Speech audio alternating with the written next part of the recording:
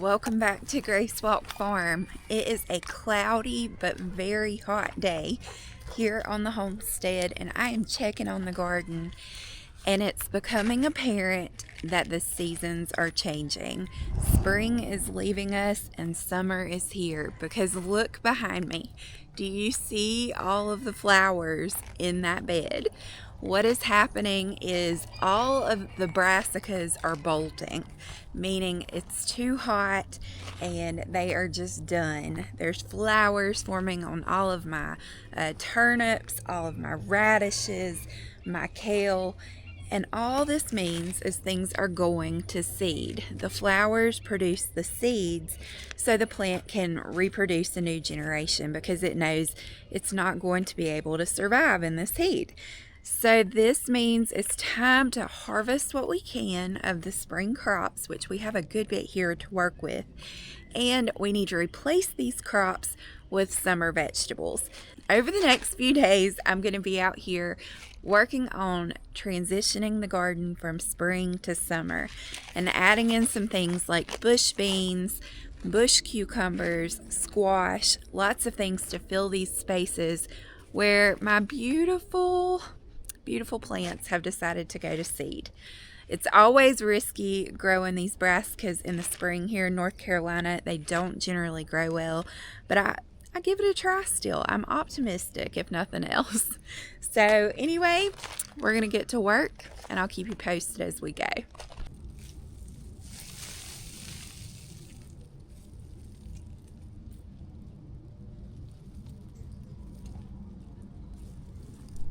So here you can see my beautiful kale has been recently attacked by some cabbage worms. It's full of holes.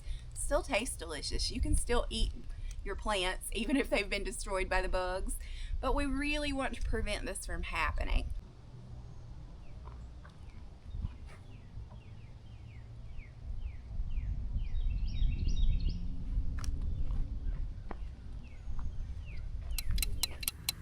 So we're going to take a break from the raised bed garden on the side and come visit the peas on the back of the house, because this back garden has been a bit neglected and the peas are ready to pick. These plants are so loaded, you guys. I spent about 45 minutes picking peas, and I filled up a huge basket, and I feel like I barely made a dent. So I will definitely be spending probably another hour or two picking peas tomorrow. But these are Mammoth Melting Sugar Snap peas. I got the seeds from Baker Creek, and they have been wonderful this spring. We've had kind of a weird spring, lots of rain, and it's been cool for the most part, but we've had some flashes of really hot days where it's been up to like 85, and the peas have held on. Usually when it gets that hot, they kind of die and finish growing. But these guys are still going pretty strong, and we're still collecting baskets of peas, as you see here. Next, I went to check on some of my herb plants, and this is feverfew. Isn't she so pretty? I love this one for migraines. Then we checked on the onions, and these guys are developing and looking great, but it's time to come in and scoop them. I'll do a video about this soon, but it's a little tip to help your onions get bigger by scooping the soil away so they have room to grow. And then I found the best surprise of the entire day, maybe the entire week, cucumbers. Our first of the season. There were 2 perfect cucumbers just ready to be picked. I love it. Then we had to check on the broccoli, and look at that. It's ready to harvest. So we are definitely going to be cooking broccoli with dinner tonight. And of course there will be plenty extra to freeze when we're done.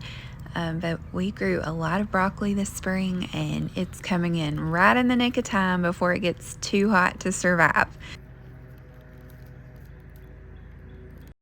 We've got one more job to do before the garden work is done for the day, and that is to plant our last succession of pole beans for the summer. So we've been planting 2 rows at a time every few weeks, and these are the last 2 rows, and we're growing these in the back garden, and hopefully we will have tons and tons of beans to harvest pretty soon from all of these. Our rows that we planted a few weeks ago are already pretty tall and starting to climb the trellis. So this is the year of the green bean for our family. Last year we grew so many tomatoes. I've still got probably 100 jars of tomatoes and tomato sauce.